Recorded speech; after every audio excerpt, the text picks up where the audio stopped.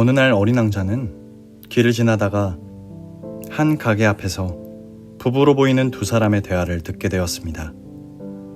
남자가 여자에게 말했습니다. 당신은 왜 그 팔찌를 하고 나왔소? 나는 그 팔찌가 별로 마음에 들지 않는단 말이오. 그러자 여자가 조금 언짢은 표정으로 말했습니다. 하지만 이 팔찌는 당신이 저에게 사준 장식품이잖아요. 남자는 여자에게 얼굴을 찌푸리며 다시 말했습니다. 내가 사준 건 맞지만 지난번에도 나는 그 팔찌를 하고 다니는 것이 마음에 들지 않는다고 말했지 않소. 다시는 그 팔찌를 하고 밖에 나오는 일이 없었으면 좋겠소. 여자는 아무 대답도 하지 않고 잠시 침묵이 흘렀습니다. 하지만 이내 여자가 입을 열었습니다. 그런데 당신은 왜 자꾸 수염을 기르는 것입니까? 저는 당신의 수염이 보기 싫어요. 남자는 언짢은 표정으로 대답했습니다. 아니, 내 수염이 왜 보기 싫단 말이오? 다들 내 수염을 보고 나를 존경하고 좋아하는데 왜 당신만 내 수염을 싫어하는 것이오? 남자는 말하는 동안 목소리가 점점 커지며 화를 내고 있었습니다. 여자는 지지 않고 계속 말을 이어갔습니다. 아니, 당신은 내 팔찌를 싫다고 하면서 왜 내가 당신의 수염에 대해서 말하는 것에 그렇게 화를 내시는 겁니까? 남자는 더 큰 목소리로 화를 내면서 여자에게 면박을 주었습니다. 상황이 요란스러워지자 가게 주인이 그들에게 끼어들었습니다. 아니, 아무것도 아닌 일로 왜 남의 가게 앞에서 이렇게 싸우는 것이오? 제발 저리 좀 가서 싸우시오. 이 말을 들은 남자는 가게 주인을 쏘아보며 말했습니다. 아니, 당신이 왜 우리 부부 대화에 끼어들고 난리야? 이 말을 들은 가게 주인이 대답했습니다. 아니, 당신네 부부가 싸우든지 말든지 나는 관심이 없는데 왜 하필이면 남의 가게 앞에서 그러느냐는 거지. 싸우고 싶으면 다른 곳으로 가라고.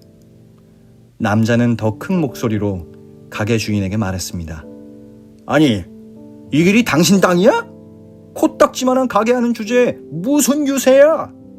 가게 주인은 자존심이 상해서 더욱 인상을 찌푸리며 분노에 차서 말했습니다. 아니, 당신이 내가 하는 가게에 뭐 해준 거라도 있어? 도대체 왜 이렇게 행패를 부리는 거야? 남자는 더욱더 분노에 차서 가게 주인에게 쏘아붙였습니다. 행패라고? 도대체 뭐가 행패인지 내가 보여줄까? 라고 말하면서 가게 앞에 물건들을 올려놓은 받침대를 집어던졌습니다. 가게 주인은 남자가 자신의 물건들을 부수자 가게 안으로 들어갔습니다. 잠시 뒤에 나온 남자는 손에 몽둥이를 들고 있었습니다. 가게 주인은 몽둥이로 남자를 때렸습니다. 머리를 몽둥이로 맞은 남자는 피를 흘리며 땅에 쓰러졌고 여자는 어쩔 줄 몰라 하며 자리에 주저앉아 울었습니다. 가게 주인도 당황하여 어쩔 줄을 몰라 했고 주변 사람들의 도움으로 남자는 집으로 돌아갔지만 그 일로 인해 남자는 죽고 말았습니다. 어린 왕자는 상인들에게 그 남자의 아들들이 복수를 할 것이다 라는 이야기를 듣고 그 남자의 집을 찾아갔습니다. 마침 그때 남자의 두 아들들은 분노에 차서 기름과 횃불을 들고 가게를 불태우러 가기 위해 준비를 하고 있었습니다. 두 아들이 어린 왕자를 보고 예를 갖추자 어린 왕자가 말했습니다. 지금 무엇을 하려는지 알고 있습니다. 하지만 그 일을 지금 그만두지 않는다면 그 일은 더 큰 일이 되어 돌아올 것입니다. 두 아들은 어린 왕자의 말을 알아들었지만 그들의 분노를 잠재울 수는 없었습니다. 그래서 말했습니다. 그러면 우리 아버지를 죽인 그 사람을 가만히 두어야 합니까? 어린 왕자는 두 아들에게 말했습니다. 아버지가 주검이 되어 돌아오게 된 것은 그 상인 때문만은 아닙니다. 어린 왕자의 그 말에 어리둥절해진 두 아들이 물었습니다. 아니, 그 상인 때문만은 아니라니요?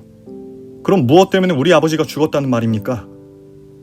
두 아들은 분해하면서도 또한 호기심 어린 표정으로 어린 왕자에게 물었습니다. 어린 왕자는 차분히 말했습니다. 당신들의 아버지는 평소에 참견을 좋아했죠. 두 아들들은 고개를 끄덕였습니다. 어린 왕자는 말을 이어갔습니다. 아마 아버지는 당신들에게도 많은 참견을 했을 것입니다. 두 아들은 고개를 끄덕이며 말했습니다. 맞아요. 우리 아버지가 남의 일에 참견하는 일을 좋아했죠. 우리들에게도 잔소리가 많긴 했어요. 하지만 그것 때문에 우리 아버지가 죽었다는 말입니까? 어린 왕자는 옅은 미소를 지으며 말했습니다. 참견은 모든 사람들이 하고 싶어 합니다. 하지만 그것은 타인의 삶을 훼손하는 일입니다. 누군가 당신들의 밭을 훼손하면 당신들은 어떻게 하겠습니까? 두 아들은 대답했습니다. 그야 당연히 복수를 해야지요. 그의 밭에 찾아가서 그의 밭을 엉망으로 만들든지 아니면 그를 두들겨 패 주어야 하겠죠. 어린 왕자가 다시 물었습니다. 당신들은 그에게 보복을 할 때 그가 한 만큼만 보복을 할 것 같나요? 아니면 더 큰 보복을 하게 될까요? 그러자 큰 아들이 대답했습니다.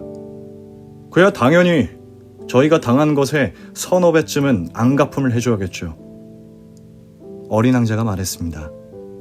만약 그렇게 되었다면 그는 자신이 당신들의 밭을 훼손했기 때문에 자신이 처하게 된 일에 대해서 당연하게 생각하게 될까요? 아니면 화가 날까요? 그러자 이번에는 동생이 말했습니다.